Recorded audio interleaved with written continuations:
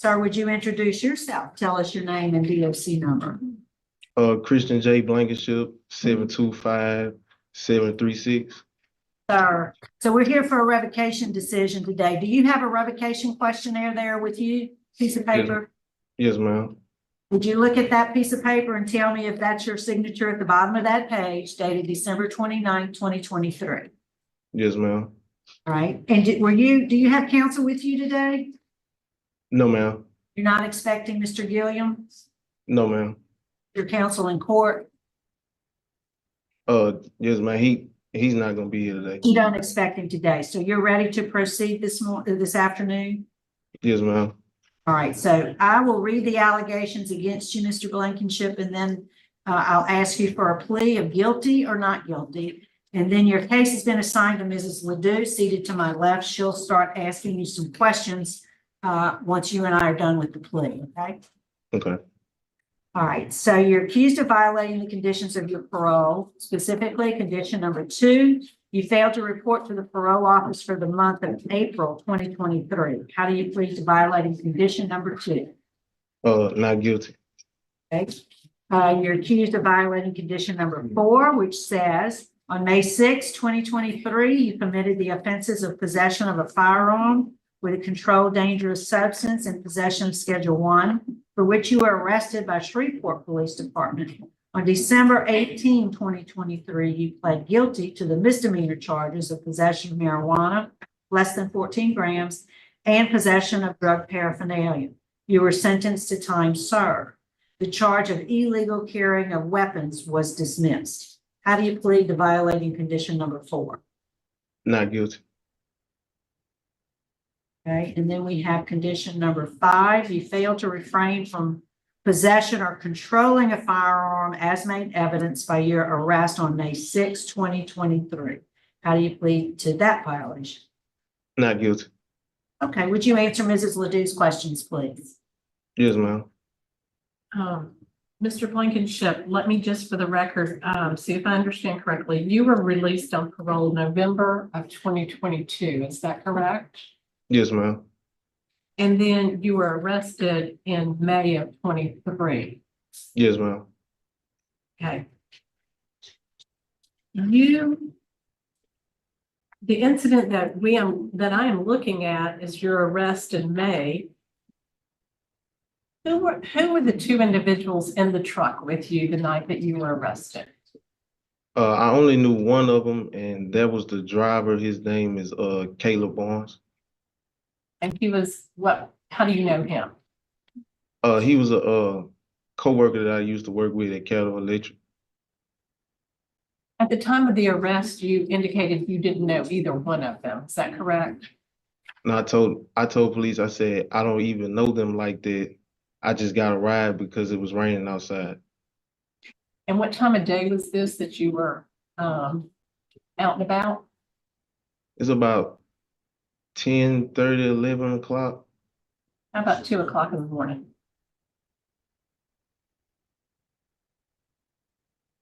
It was probably that late after everything occurred, but when I left the house, it was probably about 10:30, 11 o'clock. So why did you leave the house at 10 o'clock and start walking in the rain? It wasn't raining when I started walking. I was going to see a friend, well, a girl that I was dealing with at the time, and she didn't stay too far from me, but it started raining on the way to her house, and I stopped at the gas station right around the corner from my house, and to wait while the rain was calming down, and while I was standing on the pavilion, a couple cars pulled in, and I ended up seeing Caleb. And he asked me why, what was going on, why I was standing by the store, just standing outside. And I told him I was waiting on the rain to slack up a little bit so I can go to where I was going. And he offered me a ride. He pumped his gas. I got in and went down the street to the apartments. And when we got in the apartments, we seen that the police were kind of patrolling the area, which we thought nothing of. At least I didn't think nothing of, because I wasn't doing anything wrong at the time. So I got out, And I told him, man, appreciate you for giving me a ride, you know, and I was going to where I was going. And I seen the police pull up behind his vehicle and shine the spotlight on his vehicle. And I look back, I didn't think much of it, you know, they were just probably making the rounds. And I seen two more officers on the outside street. They were facing horizontal to each other. And once they seen me, he kind of came my way. He accelerated his car. He came my way. But, you know, I think nothing of it. I'm not indulging in any criminal activity.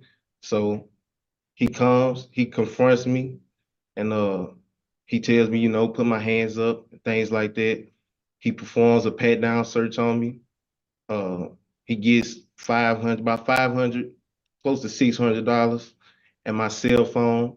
You know, he detains me, puts me in the back seat, and tells me that he has a call about a suspicious white vehicle, uh, a suspicious white truck with 3 black males with ski masks. And I'm like, well, the driver of the car that I was in, he's a white guy.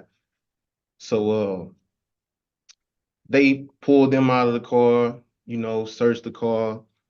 They say they found 32 grams of marijuana and some firearms in the car. Uh, they ran the firearms. They said they were legal. They asked me, did I know anything about the firearms? And I told them no. I told them I don't even know them like that. I was just getting a ride because it was raining outside. And Yes. Statement, I don't know them, came from. yes, ma'am. Okay, And so there were in fact 3 firearms and they were pretty much in view of the police. And that's why they were able to see them easily. And so you didn't no, see they any said firearms. they said that they were found under the seats. Mhm. Okay. Have you ever been in DOC custody? Have you ever served time in the state prison system? Yes, ma'am. And did you take any programming when you were in the state program, state I facility? went to reentry, and then I went to a work release program. Did you stay in the work release program the whole time? Yes, ma'am. To the last 2 months until I was released. Because you had disciplinary and had to be removed, right? Yes, ma'am. What was that disciplinary about? Just curious, nothing. Oh, cell phone. All right, so where were you living when you caught this charge? 2119 Crabapple Drive. And that is with who? My uncle. Right. Right. When you were released from on your parole, good time parole, Yes, you ma'am. signed a paper that had all the conditions of parole. Is that correct? Yes, ma'am. Do you remember the one that said have nothing to do with the firearm? Yes, ma'am. Whether the charges have been dropped or not, there was preponderance of evidence that say that you were in control of that firearm or could have been in control of that firearm. And how would that be? If it was in the truck and you're in the truck, if you have 3 guns and 3 people and you're in the truck, 3 guns, 3 people, you have control, you have the ability to use that firearm. I mean, it wasn't my vehicle. I wasn't the driver, and it wasn't visible at the time of me being in the vehicle. So I had no knowledge of those weapons being in the vehicle. Okay, so what is the charge that you're currently on parole for? What is your controlling charge? Do you know? I think I took 2 convictions the last time. If not, Schedule 2 and convicted felon with a firearm. That's right.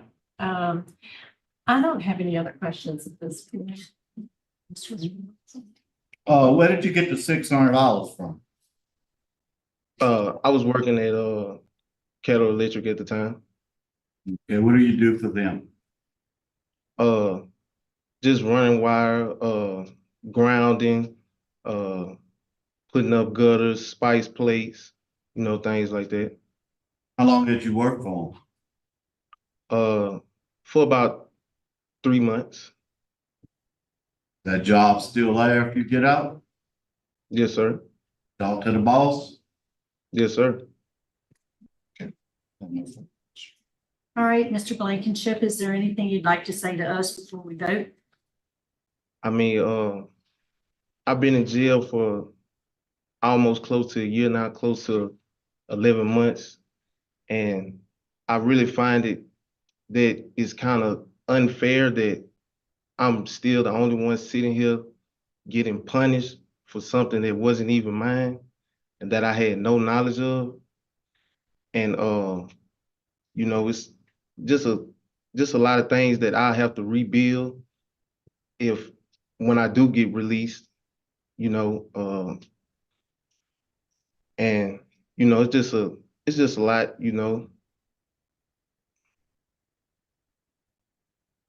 All right, then, I think we're prepared to vote, Mrs. Ledoux. Mr. Blankenship. It might be unfair, but there are conditions of parole. And based on the evidence that I'm looking at today, you have violated the condition of being in control of a firearm. You have the opportunity to be in control of a firearm. You can pick your friends and your times better. My vote is to revoke. Mr. Freeman. Okay, Mr. Blankenship, I'm looking at your master prison record right now, and you had a good time date of 11/27/22. And you have a full term date of 10/15/27, and you've been in almost a year, correct? yes, sir. Okay, so you would be borderline on getting out. The problem is there's 3 guns in the truck and there's 3 people in the truck and the marijuana, and nobody knew of nothing. It makes it bad, but that's just like if they commit armed robbery and you're in the car, you're gonna be guilty. So my vote is to revoke. Mr. Blankenship, and I do concur with my colleagues because of the firearms and your initial charge. My vote today is to revoke your parole. You will have the opportunity to reapply for another hearing for another release date. And we'll send you instructions on when you're eligible to do so. So we wish you well, sir. Your parole's revoked today. Do I get any do I get Correct. credit for the months that I've been sitting in jail? You'll get some, we don't do time calculation, but you are eligible for some credits, yes. Yes. So that concludes our business at Caddo. Thank you, sir. We will sign off and adjourn today. It's 1:36 p.m.